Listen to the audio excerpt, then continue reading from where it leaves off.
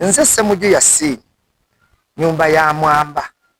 Ndi kansala akiikirira omuluka gw'Embagogo ku Ggombolola Kaciri. Era ndi ku tikiti ya NUP nga gye ntambuzizza eweddeko ate era ne nfuna ne kaadi empya. Ndi mwennyamivu era mpulira nga nnina obuzibu ku mutima gwange olwaleero nga bajje baagabyemu kaadi ya member parliament.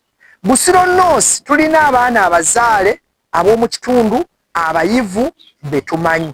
Njagala kubuuza nti ekibiina kya NUP kirungi nga kyo naye abakulembeze baakyo batufuukidde ekizibu.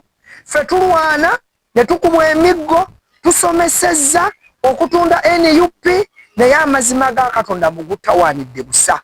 Tulina abantu abaffe tebabatuwadde ne baleeta omuntu atali mu kitundu kyaffe, atayinaamu nnyina, atayinaamu kitaawe, atayinaamu muntu yenna mukulu Ronald Ssemaganda.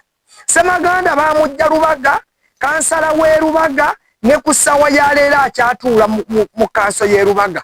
Tayinaamu nnyina muno nti yali akeddoba nnyina yazaalibwa muno.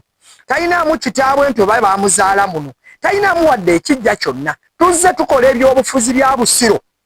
Tetumulabangako wadde okumumanya nti y'ono. Naye ajjidde mu myezi 6 ne bakwata kaadi ya NUP ey'ekibiina kyaffe ne bagikwata ne bagimuwa. Naye kyabulabe tugenda kubonera bwereere NRM egenda kutuwangula eno constituency ya Busiro okuva ku Mbegwa Gilbert Bukenya ya NRM. Twafuna omukisa tujijjayo ku luno okulonda okwaggwa ne tuwa Subugapo. Subugapo yatukolera bulungi n'akola bubi era tubadde tulimamu abagamba awummule. Naye abantu abalala balina okubeera nga bakola babaddewo. Naye ne batugaana ne bagaana babawa ne batuwa omuntu atali waki wa constituency. Njagala kubuuza NUP kibiina kya byabufuzi oba kibiina ky'abayimbi? Kubanga ndabira ddala ng'enkola gye kikola si ya byabufuzi. Abantu abagezi abateekeddwa okuyimirizaawo ekibiina abatawaanya Museveni, NUP yennyini eyabejjiddewo nereeta abantu abatali batuufu. Kiki kirubonyaabona okubeera bwetyo nga tusaa siyatagala byetaaga.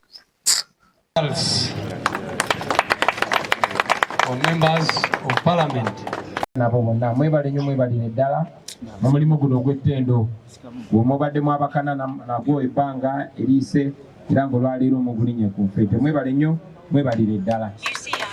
Eri abo abawangudde abawanguzi mbayozaayoza wadde temunnaba kumanya nti muli bawanguzi, naye era mbajjukize nti okuwangula kwammwe oba okutukwatira bendera mu kulonda kuno kwe tugendako tekibafuula bankizo nnyo ku bannammwe mubadde mu buganya. Kino ate kyongere baleetera kwetoowaza mumanye nti mmwe mulondobeddwamu mu bannaffe okutukulembera kuno olutabaalo. Muli bakulembeze si bafuzi, muli ba commanders mweno protest vote. Njagala n'okutegeeza abo bannaffe ababadde beesimbyewo abadde bavuganya naye ne batafuna bendera yaffe tekyo tekibafuula banafu ku bannammwe. Ebifo ebimu tubadde n'abantu abasukka mu 10 abavuganya naye nga amazima amatuufu bendera yaffe erina okukwatibwa omuntu omu.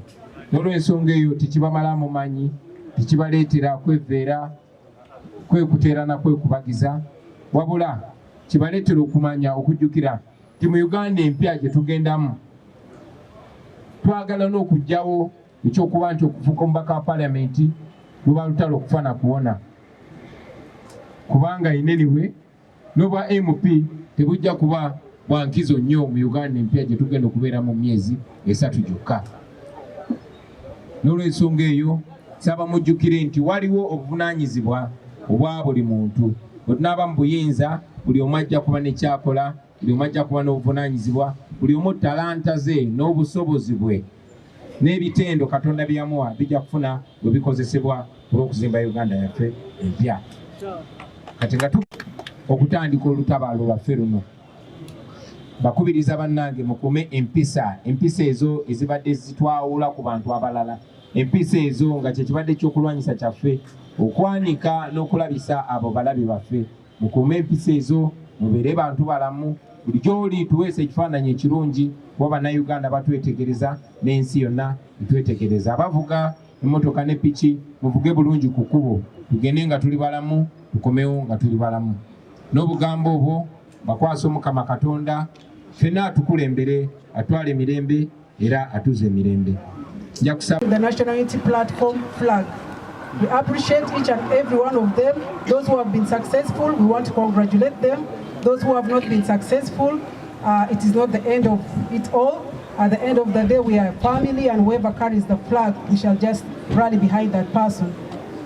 We have a bigger goal as the National Unity Platform, and that is to have our president sworn in. I will always say that. Somebody was teasing me that maybe you'll be arrested. I will not be. Our president has to be sworn in next year, and that is what I will stand by. So me and my team made sure that we selected the best team that will work with the president. Some of the people whose names will appear on today's list as members of parliament will not only stop at that, some of them will be ministers. Because we are going in the new Uganda and they will take over. Some of them will be ministers, some of them, even those ones, we want to encourage those who have not been successful, that since we are going to a new Uganda, there are very many jobs. Some of you will head the different sectors, so don't give up and let's not lose focus. Mr. President, I know it is moving time. I don't want to talk a lot, but I want to appreciate my team once more. And also appreciate the leadership of the National Unity Platform, headed by His Excellency Robert Kyagulanyi Ssentamu, for giving us the opportunity to do this work.